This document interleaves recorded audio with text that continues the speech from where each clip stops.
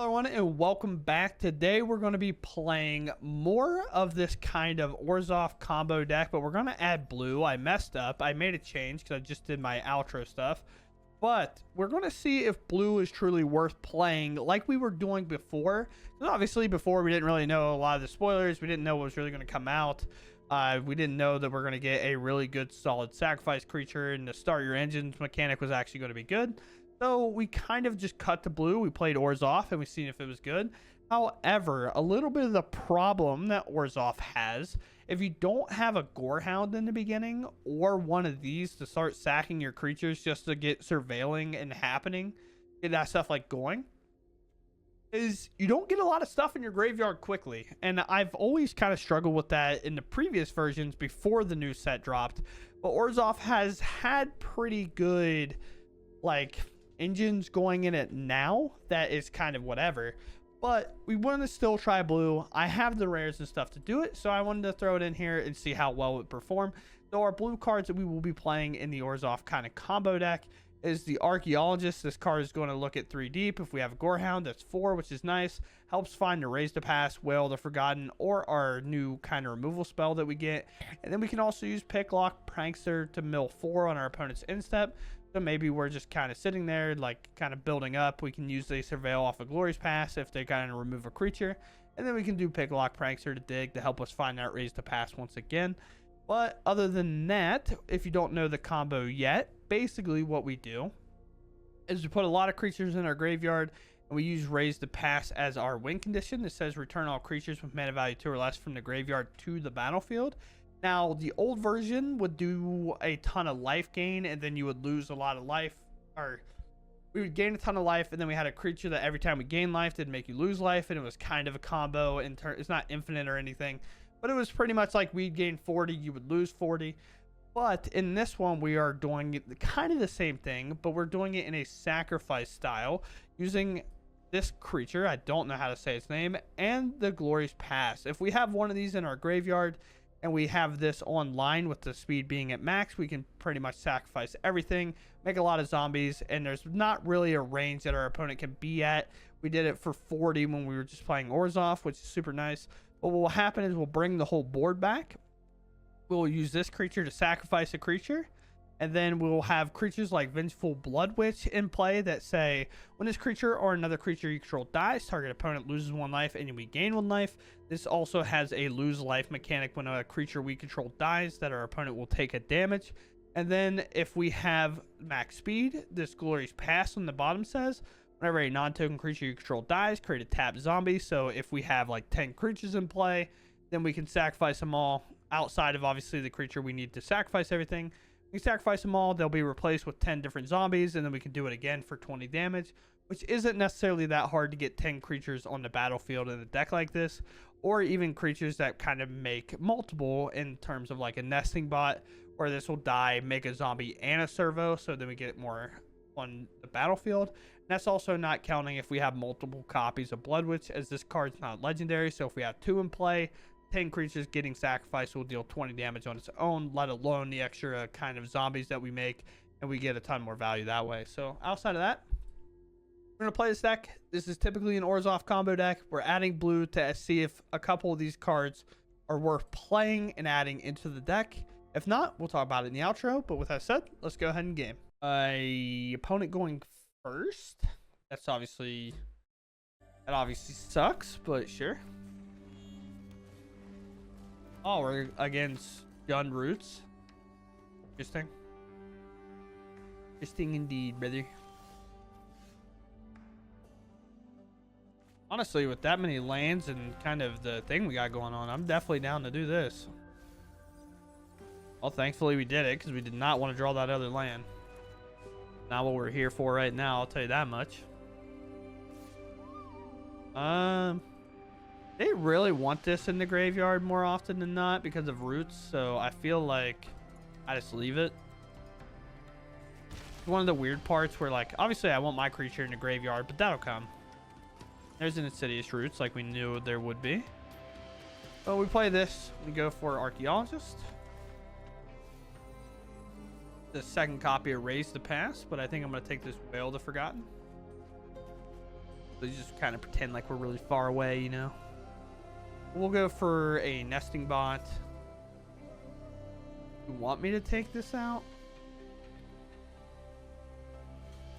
This, I guess. Just like jump block for now. We put the roots in play and they're like, please, I need to start making creatures for mana. They're like, no. Hey, look, you got it. Crushing it.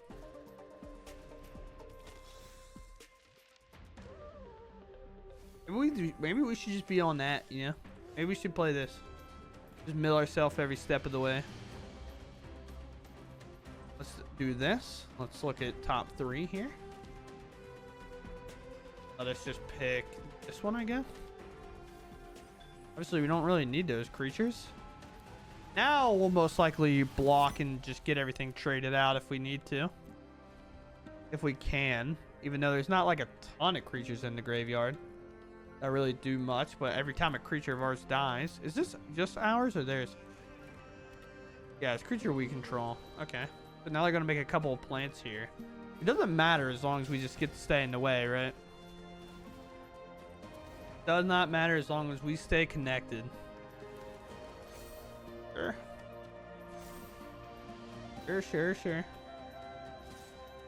Everything we want here. So we block and then block.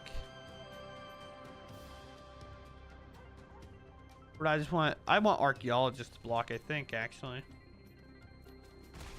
Down and down. And then obviously we'll just take out the Gorehound while we're at it.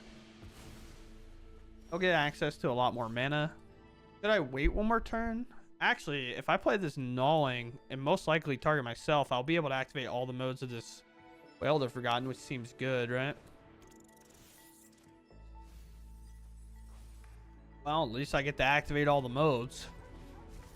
So, return this. Obviously, target the large one, targets you. If they had no cards in hand, we would do it a little bit differently.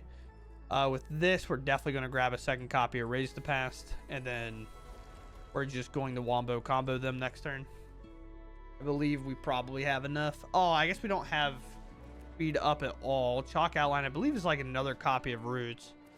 Cards leave your graveyard, create a 2/2 blue detect creature token, then investigate. Sure. Well, we know what we want to do this for. As much life as you want, big dog. We're chilling. Oh, you.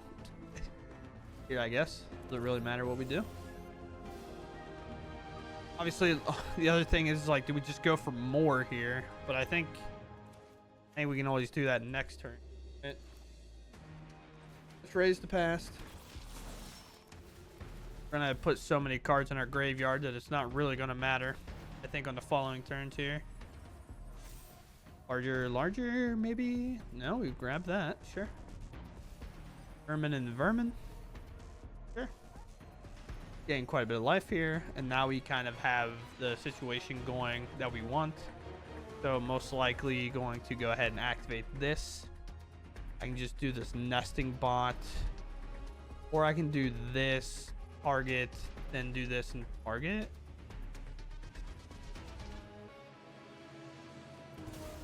Like, if I do it once, I feel like I might as well just go ahead and go for it.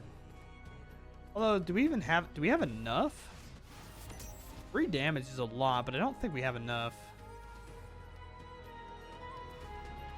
Like, I should just go ahead and do this, though. Yeah, we definitely don't have enough. Even though we have 3 damage on board. Because that's what? 3, 6, 9, 12. Actually, do we? 3, 6, 9, 12, 13, 14, 15, 16, 17, 18. We actually have enough?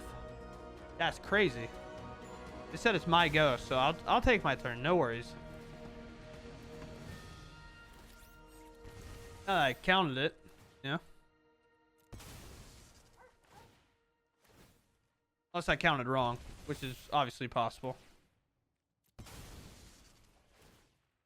You know, we'll go. Don't worry. It's fine. It's my turn. You're right. I should have been more thoughtful.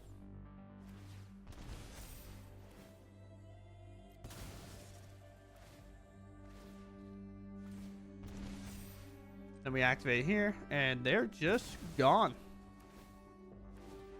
Sure. Oh. Right. It was my turn. I just didn't realize I had enough for lethal. We go first. We have a pretty open hand, so we'll keep. Almost messed up, but that's fine. Yeah. We don't need to find a raise to pass, so we're most likely going to lead off with this and attack, even though it doesn't technically trigger our Gorehound. Unless we hit a land, then I might go for Archaeologist. Okay. We're against life gain, our opponent is, so we do hit the land. So I'm probably, well, but I can also start to speed, even though it's not necessarily the best. Yeah, so let's start speed here. Also, having a second copy of this in hand is kind of like, maybe we should just get it down. Because maybe we'll throw it in front of some stuff here. Now, if this is mono white life gain, we've had success against it in the past, but it looks like we're in pretty much the exact same matchup. Raise the pass is going to get hit. We do have answers for this card, so we're fine overall. We also have like fine second copy of Raise the Pass, but they can also go the route of like take the Archaeologist and hope we never put anything in there, but that seems like a crazy one line to take. But we're going to get our speed to 3 here, and they're going to lose their bat whenever we choose for them to lose their bat, which is funny. Combat double attack here. Out there blocking. If they blocked, I'd be absolutely mind blown, but you know, it's our opponent's choice, not ours. We'll mill over. We'll miss. We want to land, but Picklock can also go. And then we'll play a Vermin here. Target ourselves. Okay. Brutal. Brutal. Definitely not thrilled about this, but it is what it is. 3 lands, Raise to Pass, and Quag. So even if we try our little best, we're just not getting there. Sure. Nice land. Go to combat. We lose this bat. Get to remove it kind of at instant speed like that. And we surveil. Wail the Forgotten I will keep. Just because Wail the Forgotten is so good at times. Gonna attempt to go for a kind of, I guess we should go for max speed here. We'll hit it regardless of what they do. Double block there, which is sick.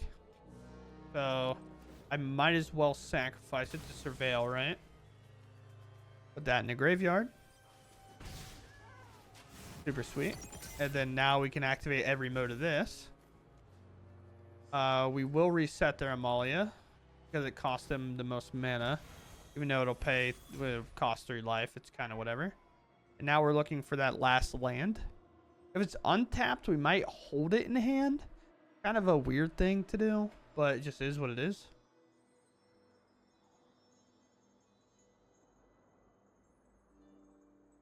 Deciding what to discard.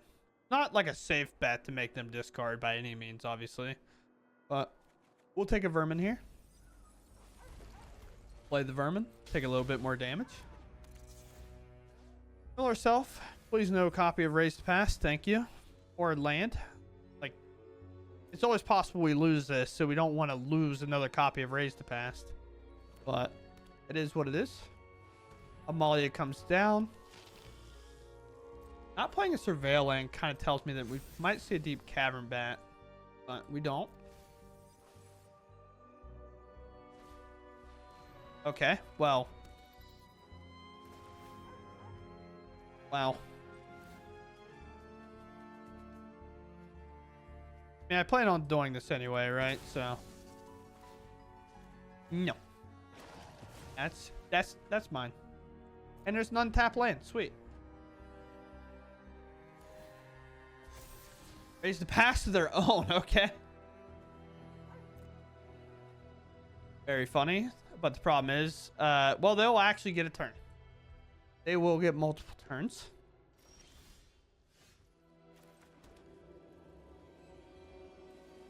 The move to combat, I suppose.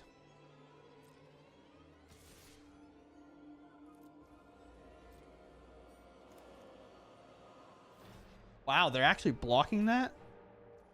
You know I have a raise to pass and you're blocking that? That's wild to me. It's gonna get milled over anyway, so we just might as well put it in the bin. Make more zombies. Cast this card.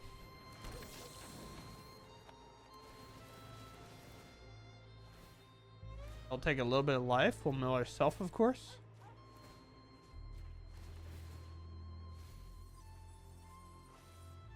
Yep. Nope. There's so many triggers on the stack that are so hard to resolve. It's quite funny, but I'm 24 cards, drain, dog, cave, land, blood. Just saying card names and I don't know why. Like they're on screen. I believe in you guys to be able to read them. Unless I don't even know what I was looking to keep. Sacrifice this. Here. I'm very sure. I understand that they also have a raise to pass, but I would like for that not to come in and remove me from the game.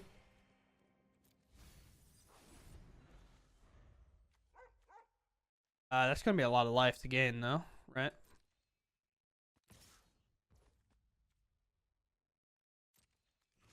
Here. How to play this game. You can keep that right there. Keep that silly boy right there. Here's the thing, right? I get to sack a lot of stuff here.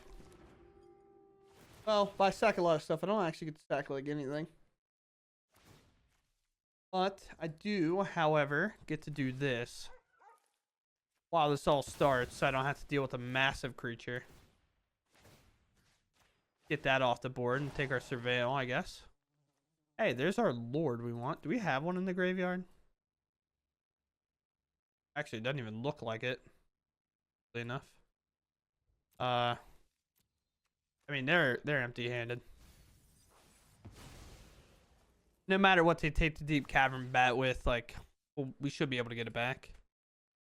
Unless, of course, this somehow were to gain enough life, and I don't think it can. That's 5, 6, 7, 8, 9, 10, 11. So we're not dead to that. Sure.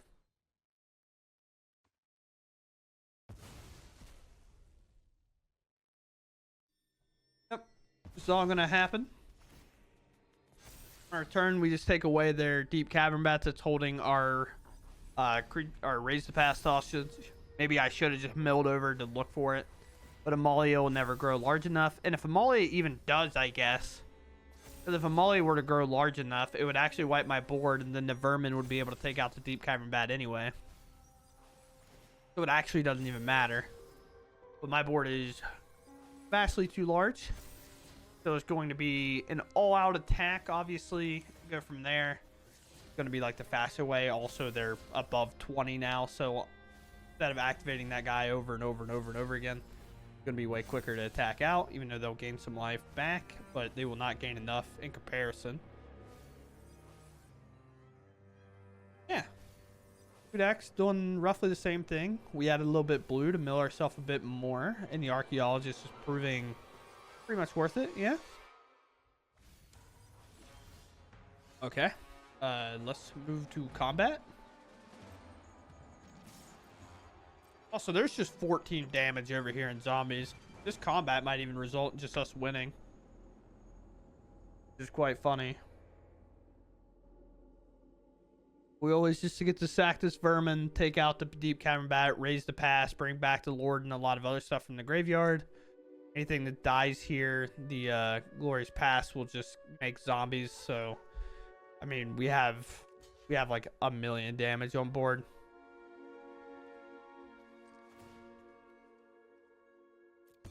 Back here. Don't worry, we weren't gonna miss that trigger because that's like the only way we lose here. Here.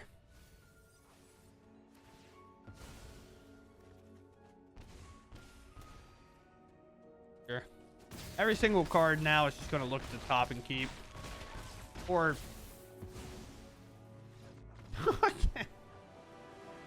or I do none of the combo and they just die to combat damage. Okay, we're clipping in here now. Our opponent was in the tank or just not at their PC or whatever to keep. But we're going to keep our opener. We're going to play a Gorehound. I do kind of wonder, I've thought about it a bit, whether it's supposed to be playing Nesting Bot or this first because of like matchups and stuff. We hit a land, so we go mana efficient? I think so.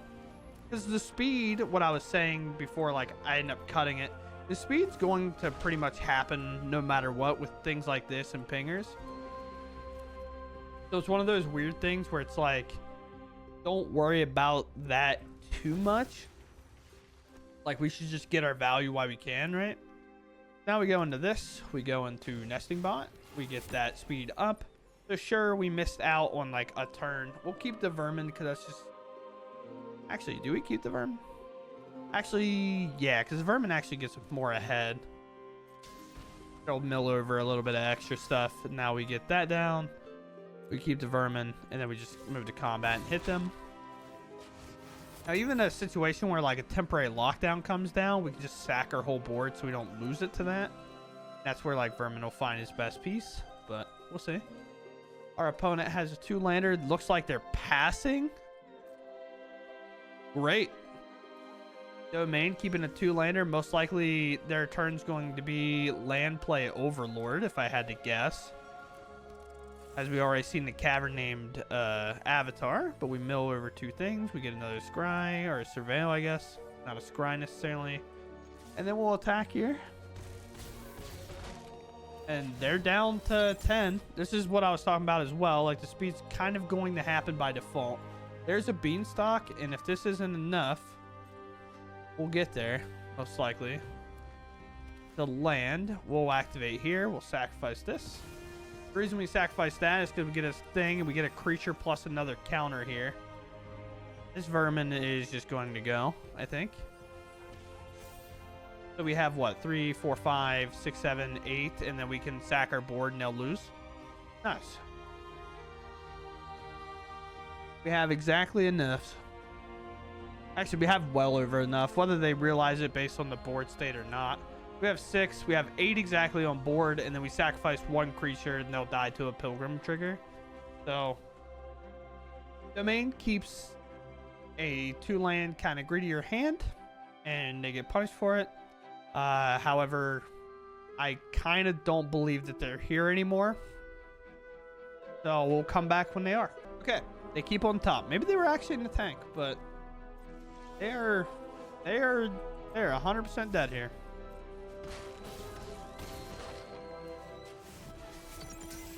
Sacrifice and ping them for 1. Very cool. Fun way to win without necessarily using a raised pass, even though it shows up now. Okay, we get to go first. We don't necessarily have blue mana, but I'm willing to keep with 2 Gorehounds on the play. That just realistically means we probably are pretty likely to hit. Do we just play this person? Am I insane? The exact same matchup? That'd be kind of funny, actually, but we'll do a little less mana efficient play here just because of how it's probably going to work out and the fact that once we play one of these, we'll be way better off. But we'll play the Lord, and the reason we play the Lord is so we don't lose our board to like a temporary lockdown. Definitely not what we want, but really, really funny sleeves. I love these sleeves. We hit the land anyway. Sweet. Let's play. No, I should still go for Lord, right? Let's put it up on the stack. Yeah. Maybe we'll see it get lost coming, but we'll get 2 Surveil triggers here.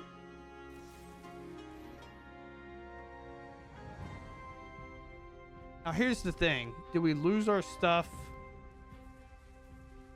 I don't know. I don't know if it's necessarily worth it.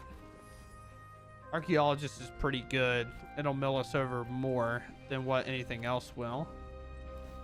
But we could lose our stuff to a temporary lockdown. I guess we probably should have just milled it over, because that would have been 3 more cards in the graveyard. I do that sometimes when I'm playing this deck, where I'm just like, no, we're fine. And it's like, no, you should have just milled it over. There was no reason to really wait. It's just like, okay, yeah, my bad, dude. Oh, let's activate here. We hit the land anyway, so that's obviously really cool. Don't want to overcommit with like extra creatures, so I think we just go for a Picklock Prankster on instep. Or do we just like barrel this guy? Because it is a look at 5, I guess. And we can always do Picklock Prankster later. That's the trade-off, right? Gone, gone, gone. Although one of the big things is that technically this deck will sometimes play like frillbacks and stuff, because they always have the mana to like afford to play it. So it is a little bit scary. But I do think that's where like Picklock Prankster stuff shows up best. Lockdown? No, second Overlord. Okay. Well, I mean, we're just putting pressure in. They go with other land. They don't even attempt to throw a blocker out, which is always a bit of a weird play to me. Let's go for Vermin here. I do think the only kind of board wipe that they play is the Sunfall. And there's a raised pass. Should have done it, I guess. Maybe we're supposed to go for Picklock. Vermin. Sure. Let's move to combat. Let's attack out. Let us go for return target non-life permanent to its owner's hand. Guess like just make them discard. Giving them more overlords and stuff just doesn't seem good. Then if we find that raise the past, obviously we're just going to put that thing in hand. Or we find multiple lands and then we're sad about it. We'll grab this. Now we can play this land and we can hold and do the Picklock Prankster, because I feel like most likely we're losing our stuff to a Sunfall. One raise to pass gone, almost halfway through our deck, so we're realistically pretty likely to find another one. We're going to hit exactly half our deck once we draw for our turn. It's so weird because our board is just so awful to like have to try to get rid of, right? They do this, they take a double draw. One of our favorite matchups is domain, typically outside of sideboard. That's why best of one's so nice, because oftentimes they're able to interact with us too well whenever they go to sideboard and stuff. But a card like these two Gorehounds having menace is awful for them. All right, we look at 4 cards, 3 lands in the bin. We miss everything. It obviously sucks, but that's the game we play. So we go for Draenlord here. Draenlord are gone. Here. Now that we're halfway through, I don't feel like my Vermin can necessarily target me anymore. We're just more likely to mill over that kind of effect, right? We're just for raise to pass, dog. That's all we want. Sure. Attack.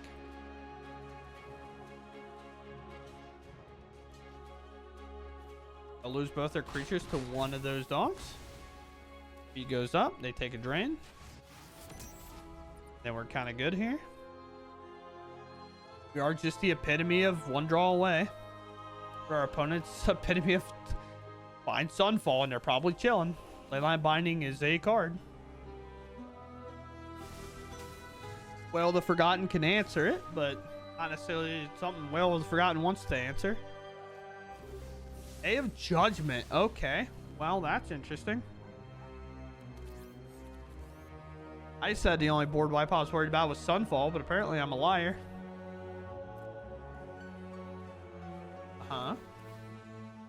Now an Overlord gets to come up. Okay. We're going to barrel this. Watch a raise to pass hit our graveyard immediately. You ready for this?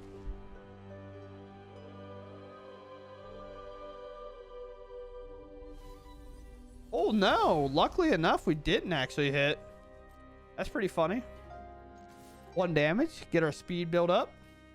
Will they leyline binding this one? That's quite funny, actually. But we could also get Jace milled, which is also possible. S control. That's pretty funny. Obviously, playing that for like domain matchups and stuff. But I mean, if I'm what? How many cards deep am I? Like 1 million? That's 11. We have 1 draw. That's all we got. Your life total in the end does not matter here. I'm going 40 cards deep and not finding another copy of Raise the Past. Yes, I am. Okay. Very, very fun game. You know, when variance just says, we're going to tuck all of them on the bottom. Okay, our opponent's going to keep playing. Sure. Oh, man, that's always so frustrating when it's just like, you literally have an instantaneous I win the game button just ready to go. But you can argue Zur was that for them. Like, they just had to find it. But, I mean, we are 40 cards deep, and we just could not find another copy. Okay, we get to go first here. Very nice. It's always good. Dark Slick. Vermin. Honestly, kind of... Oh, well, okay. After the last game, I guess we got to go all the way down to 20 cards until we find it. So, we're off. We're off to the races, team. Speed's there. We attack. We hit. This is gonna be another frustrating game, dude. I typically don't like Vermin for that specific reason, but this is a special case where it's like, well, we want Vermin for this exact reason. Like, that's how good Vermin is in this deck, right? Don't want that. Definitely don't need that right now. This can't block. We find a Raise the Past, thankfully. We move to combat. We attack. We hit. Speed gone up. We just play this 2-2. Which we are more than willing to sacrifice. But with this second copy of Raise the Past here, we're going to have to play this a bit weird and defensive. Sure. Should I block? Yes, I should. There should not be a reason I don't block here, I think. Oh, I meant to sack it. Why didn't I not sacrifice that? Brutal. We attack. We get to speed up to the last little node here. I will play a... I will go ahead and remove this, even though I don't feel super confident about that. And then I'll play this, just because we do have Raise the Past ready to go. And I kind of want it to be shown that maybe we're in a desperate spot. But they're looking at our graveyard, which doesn't make me necessarily happy. Doesn't really make me happy at all.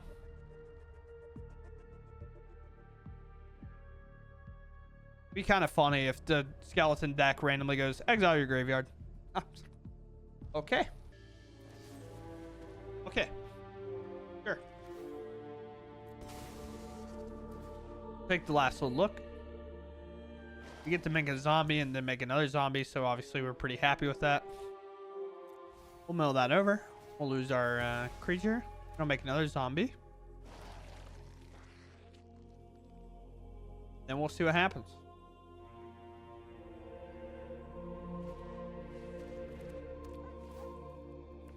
Second corpse of loss, pretty good. It's just turns out the kind of getting to play a vermin, sacrifice that vermin to a glorious pass after it increases the speed is a little too much. They hold back, which makes a lot of sense, as we do have 2 2/2s, but it just doesn't matter. As we cast Raise the Past, we bring everything back. This is here, so now we just get to kind of look and dig, see what's up. And our opponent just doesn't even want to be bothered. Although we don't actually have like the best sack outlet of all time, but we are going to make contact with them, and they're probably going to have to block, right? And then they'll lose another life. We'll sacrifice. Actually, they'll lose 2 life whenever our creature dies anyway. They'll take 2.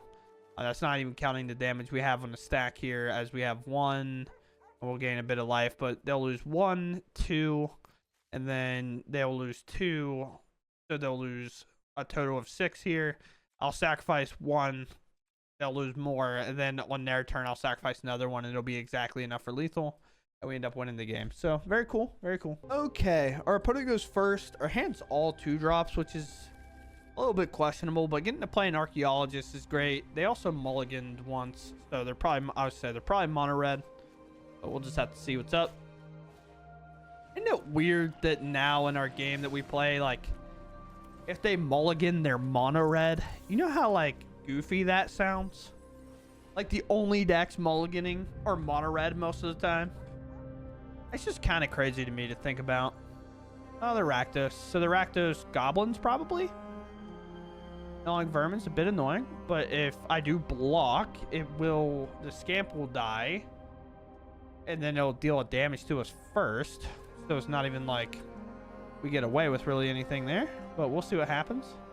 If they do Monstrous Rage, the Scamp will hit, and then I'll get to remove it before they get choice, I think, because their trigger will go on the stack to sacrifice it, and I will Vermin it anyway, forcing the option.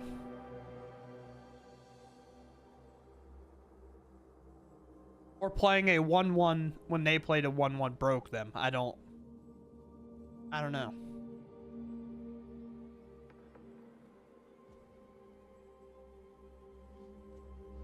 We're almost timing out, and it's turn 2. Sure, I guess. Okay, so you're annoying, is what you meant to say. The fact that it gives them an entire timeout after they cast a slick shot's absurd. Like, that's awful game mechanics. They're just abusing the timer to make me leave. So, cool. Love this. Love this about our game. Wow. The worst part is they're going to win, probably, too. That's genuinely how it goes. But we at least get to answer that. They can't really do anything. We just hold us back. Maybe we'll crawl the game out. I'm not entirely sure. We have 0 creatures in our graveyard. Or even if we do hit the Raise the Past. Our opponent timed out almost twice. But as soon as they're about to hit the timer, they made game actions. So we're probably going to be sitting here for a very long time. For no reason. But I guess that's okay. It's the way Wizards intended the game to be played. Your time, Smile.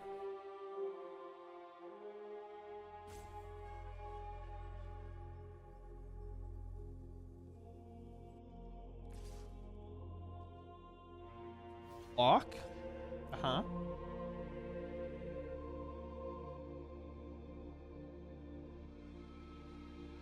Yeah? You like to double spell it? No, you wouldn't? Sure. I'll take one. I'll target you with the -1/-1 counter. Uh-huh. Sure. Let's play Archaeologist. We're gonna have to hopefully mill something good. Or barely mill another creature, Smile. Like, we barely hit another creature. We hit 2, but, you know. No Raise the Past or creatures in the graveyard. This game is definitely looking a little grim, that's for sure. Our opponent wants to fling their creature at us so bad. That's the only creatures they've played. They're 100% the fling deck, but on 2 mana, we're pretty comfortable.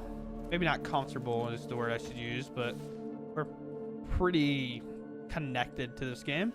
We block here. Because they're going to pump it, and then our Archaeologist is going to be gone. Sure. Look at that. Only take 3 here. Sweet. I don't feel great about it, but, you know, it is what it is. Let us go for... Weird, because it's like this is better, but the Death Touch is better, you know? Also, I get into life now. Okay. I have 6 more points of life, so we're at 22. Still haven't hit that copy of Raise the Past. We're now 20 cards deep. Is this just going to be another situation where we don't hit a raise to pass again? Because my problem, right, in a lot of these matchups, is like, dew point's always great, right? But the problem with dew point is you oftentimes, to get like the most value, you have to kind of give your opponent a ton of cards. But here we're just like, maybe I should have. Maybe I should have. Maybe I should have blocked with the Pilgrim so they couldn't fling this Heartfire hero at us. But I messed up, you know? Here? Sure. Gonna fling it? Great. Definitely can. Sure.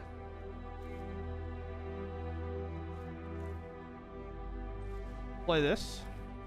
We'll play this. We'll pass. We might have to sacrifice the Blood Witch like first, even though it's a little bit weird. Like, we won't necessarily ever get the Heartfire here to die, but by sacrificing the Blood Witch, we'll gain the life immediately. But then we won't gain 2, right? So that's kind of weird. I guess we just absorb this. They do nothing. Sure. Pick 1 of those dimes. It should be a gain 2. Gain 2. We're also like a Whale of the Forgotten away too, because we can just like bounce that. Okay, thankfully we find a raise to pass. Now we can win the game. It's just like, dude, please. This raise to pass number 2 we take. Now there's nothing our opponent can do to win this game. It is officially over. So the first thing I'm going to start off by doing is sacrificing this. And ping, ping, ping. Remove. We have way too many drainers in our kind of situation here. Sure. I say, big dog, we ain't getting another turn. It is officially over. But thankfully they have nothing in hand, so they can't hold the timer anymore. And honestly, maybe they were thinking at the beginning, but we've all been there, you know. Red players just like, yeah, I'm gonna sit here and think about my turn for a while. And you're like, I don't believe you. I don't believe you at all.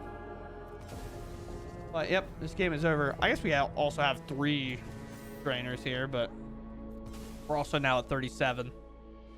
But yeah, our opponent leaves at the very end. They forced us to do them all, which is fine.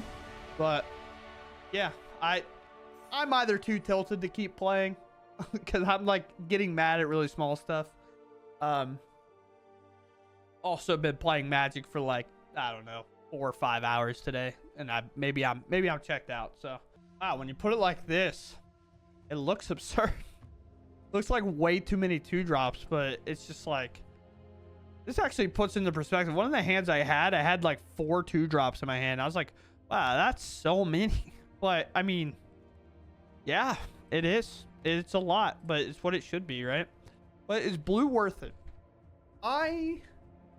Man, I don't know. I tend to believe so, because without the blue in the game that we like, so I went to 20 cards and only found 1 copy of Raise the Past. However, I played before I started recording, and I went to 30 cards and didn't find a single copy of Raise the Past. However, without playing blue, I don't even think I get that deep to even attempt to find one, right? And that's where it's weird, because Orzhov has had that like little bit of struggle getting that kind of deep down into the deck, but we can do it well if we have a Gorehound. But if we don't have Gorehound in play, it really feels like the tempo is super slow, and the milling, like gnawing vermin, always feels awful. It's like, if we don't have a Gorehound, right, and we play like a vermin into I mean, I guess here it doesn't really matter, but say we do vermin into the feast and we mill over a Raise to Pass, we just know that without this or like other options to kind of sustain and stay alive for a long time, that we're going to find it so incredibly hard to get to that second Raise to Pass, or even third copy, because sometimes you have to mulligan and 2 raise to pass in your opener or something is really bad. Or say we have 1 copy raise to pass, we mill 1 over, and then that raise to pass gets the rest or something, and it's so hard to get there. But with playing blue, it feels like we have a lot of chances to do it. A card I probably would cut here is just Picklock Prankster. I think just going all the way up on the whales, which the only issue with that is you start to lose a lot of creatures where we kind of are right now. Like if I was to drop these, right, and then do this, we have now a lot of spells, but everything kind of meeting the requirement to raise the pass almost makes it worth it. And Whale the Forgotten is such a good card in my opinion that it's kind of hard not to value it that highly, even though like this card is also good. But the thing with this one specifically, it's not like we're cutting creatures for like a Go for the Throat or like another removal spell. We're cutting it for a card that also fuels our graveyard and rewards us for having a big graveyard, right? So this is at times honestly better than most things. And against like artifact decks and synthesizer decks and stuff like that, it's typically always going to be good. Because like Go for the Throat, we play it and they put a construct in play or an artifact creature, which is a lot of them. Like one of these, for example, like we can't even Go for the Throat that. But with this, we can always kind of answer a creature. Like we're always going to be able to do it. As like playing a Vermin into this, that's 4 cards in our graveyard. So any 4 mana creature or less is going to get popped, obviously between turn 1 and turn 4. But at that point, it's like we're also most likely going to have another creature in the graveyard, or at least some other spell at some point, right? But it's just a little awkward. The other thing that I think we could do is to some degree play a couple of Surveil lands, and that might help out a little bit more going down on some creatures and stuff. Because when you have Whale online and you get to use this card as your main removal, it felt so good. There was a time that we got the Whale and I just went, yeah, this is one of the best cards in our deck, because we bounced an important thing, we bounced our own thing a time or two, looked at the top 3. If they're all kind of bad, we just grab the land out. We just get to play an additional land drop, and we get to get 3 cards out of the way, but we're not blindly milling those. So if they're like 3 good cards, we get to pick at least the best one, and we don't lose it, right? Instead of milling 3 blindly. But the other card that's good here is like Archaeologist felt nice. I don't know if it's the best card of all time in a deck like this, and I don't know if there's like a blue card we're missing that could be nice to play, just kind of stall a bit, or even help with like the starter engines or something like that. But overall, playing a little bit of blue is nice, but the main problem is obviously going to be mana.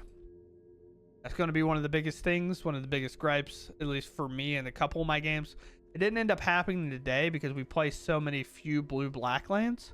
We play a lot of white lands to kind of counter the fact that if we miss, I mean, we have blue here, but white's the most important, obviously, because of Raise the Past.